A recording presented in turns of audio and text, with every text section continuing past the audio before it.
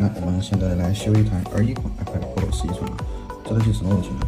机主自己拆机换尾插啊，拆机导致触摸失灵。先我们看一下设置的纯白界面显示是正常的，然后我们来测一下触摸，看是什么地方问题。哎，看到没有？这个区域已经直接失灵了。像这个情况的话，就只能直接更换触摸外屏就可以解决了。好，我们现在给它放到加热台，然后使用薄片划开屏幕四周的边胶，前置面容组件贴上高温胶进行保护。翻开屏幕，拧下压板螺丝，取下压板，挑开屏幕接口排线。我们看一下问题出在什么地方啊？这就是自己换尾插，薄片划的时候把触摸排线直接给搂断了，看这块也快断了啊，这个也严重的变形。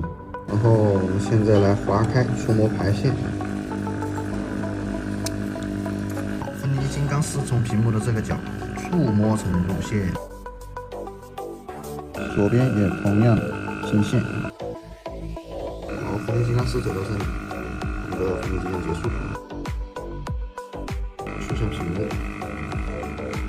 卷掉上面的 OC 层胶，再把屏幕打开的擦洗干净。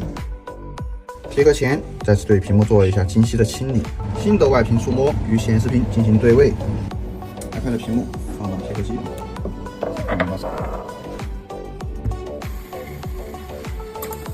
就完成。取出屏幕，好，再把屏幕放入触发机进行触发。修换上面屏幕，装上压板，撕掉边框上的胶贴膜，屏幕对位，重新给它粘回。平板我们就已经维修完成了，我们来看一下设置的纯白界面，显示正常，跟之前没有任何的区别。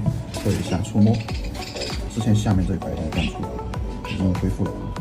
然后我们要再测一下笔触，使用笔在屏幕上滑动啊，没有断触，举出功能也是正常。那么这台 iPad 就已经维修完成。